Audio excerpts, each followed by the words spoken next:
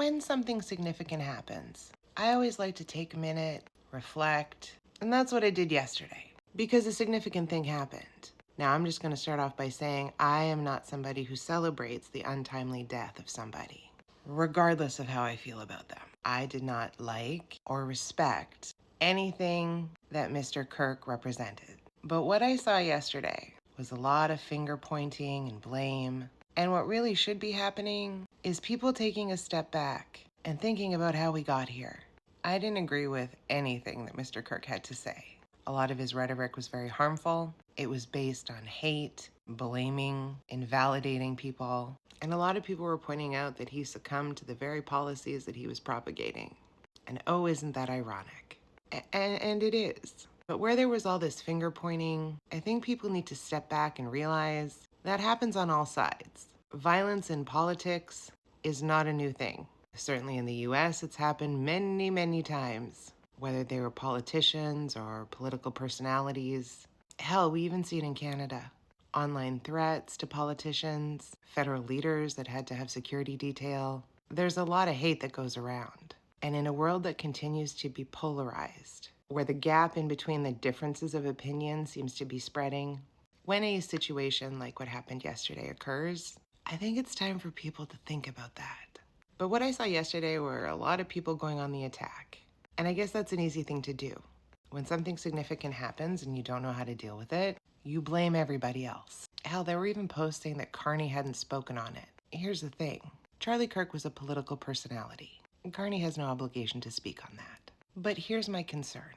Whatever has been going on in the last 10 years, where there has been an amplification of vilifying people, blaming people for the woes of the world, focusing on they're the reason I have not, instead of celebrating that everybody as part of a community contributes to that community, we're continuously going to end up in situations like this, regardless of sides. There has been an uptake on the hate train. We see it in policy, we see it in politicians. Talking about you, Danny. And when those kinds of things happen, you are pushing people who feel increasingly marginalized, without a voice, sometimes without choice. I'm not saying it's right, but it is a consequence of what happens on the political spectrum. And what I dislike about what happened yesterday, aside from the fact that a young spouse lost their partner, children are now without a father, and regardless about how I feel about the individual, somebody meeting an untimely death is not okay. Full stop. But what is going to happen now is that whoever did this, and for whatever reason, if it was trying to stop whatever messaging Mr. Kirk was putting forward, it will only now amplify that.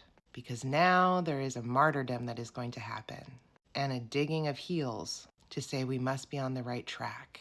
Now I know all sides point to the other side and say they propagate hate. I propagate, if it doesn't affect you in your daily life, shut the fuck up. Gay marriage, trans people existing, people of different ethnic backgrounds, if it doesn't affect you in your everyday life, shut the fuck up. And for the vast majority of people, it doesn't affect them. But Mr. Kirk was great at radicalizing people. Kids mostly. College-age kids. You pick on an insecurity and you dig at it. And eventually you may get people on your side. You had a difficult time getting into college? Must be because of those immigrants. You can't find a job? Because you have no skills. Gotta be because of those immigrants. Those two dudes walking down the street holding hands, flaunting their lifestyle. Like none of this has any impact on you.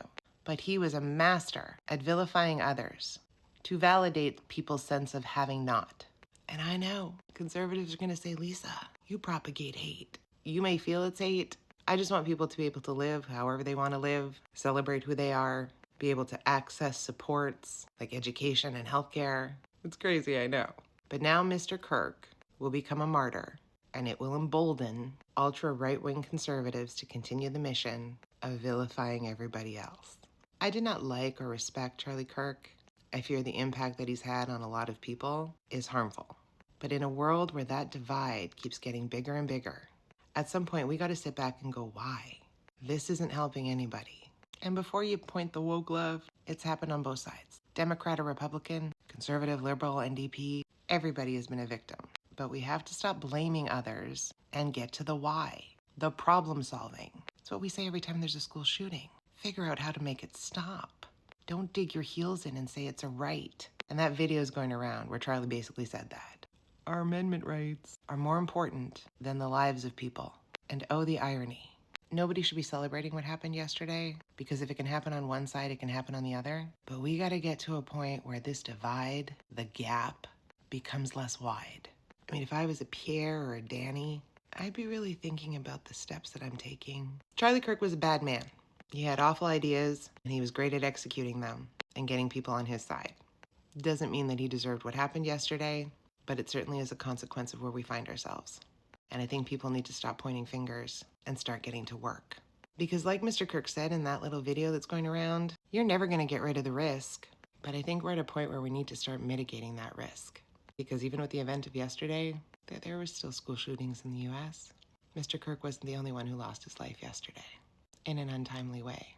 The only difference is now Mr. Kirk will be revered as a martyr that was trying to make America great again. And that doesn't do any good for anybody.